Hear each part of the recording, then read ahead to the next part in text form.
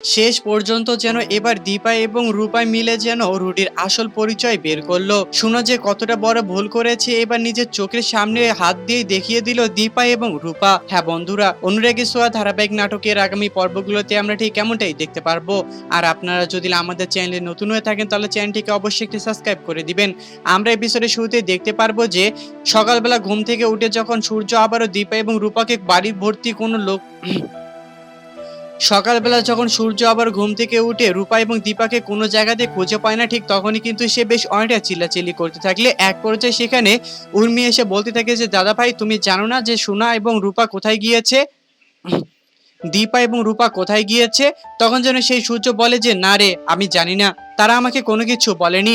তারপর যেন সেই সূর্য আবারও দীপাকে ফোন করে। অপরদিকে দীপা যখন সেই ফোনটি রিসিভ করে ঠিক তখনই যেন সেখান থেকে উত্তর আসে যে ডাক্তারবাবু, আমি একটি ইম্পর্টেন্ট কাজ করতে একটু দূরে এসেছি, আমাকে এখন বর্তমানে ডিস্টার্ব করবেন না, আমি আপনার সঙ্গে পরে কথা বলছি। এই কথা বলেই যেন ফোনটা রেখে দেয় দীপা।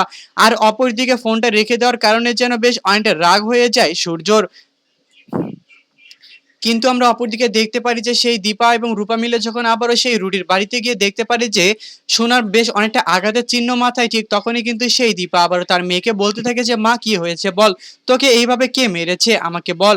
তখন যেন সেই সোনা বলতে থাকে যে আমি যদি এবার সমস্ত সত্যি কথা মাকে বলে দেই তাহলে তো আমি আমার মায়ের কাছে হেরে যাব, এবং আমার রুডি যে আমাকে এতটা পরিমাণে ভালোবাসে সেই ভালোবাসাটাও তো আমি হারিয়ে ফেলবো, আমি এতটা পরিমাণে নিচে নামতে পারবো না, আমার মা এবং বোনকে কষ্ট দিতে পারবো না, তাই যা হচ্ছে নিজে মুখ বুঝে সহ্য করে নেই।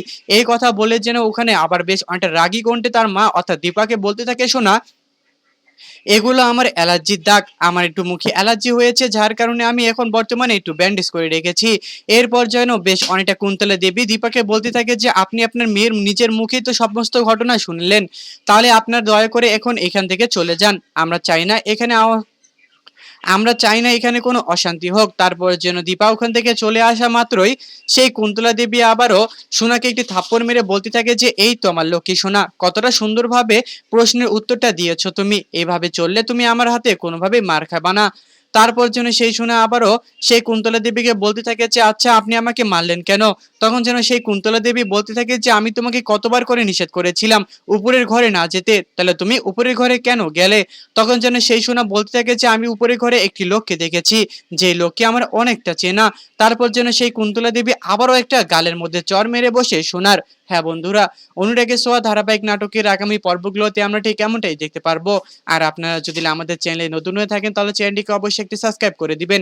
আর আজকের এই এপিসোডটি আপনাদের কাছে কেমন লেগেছে তা অবশ্যই আমাদেরকে কমেন্ট করে জানাতে একদমই ভুলবেন না। এবং আমাদের চ্যানেলের ডেসক্রিপশন বক্সে একটি চ্যানেলের লিংক দেওয়া রয়েছে, প্লিজ এটাকে সাবস্ক্রাইব করবেন এবং আমাদের সাথেই থাকবেন। ধন্যবাদ।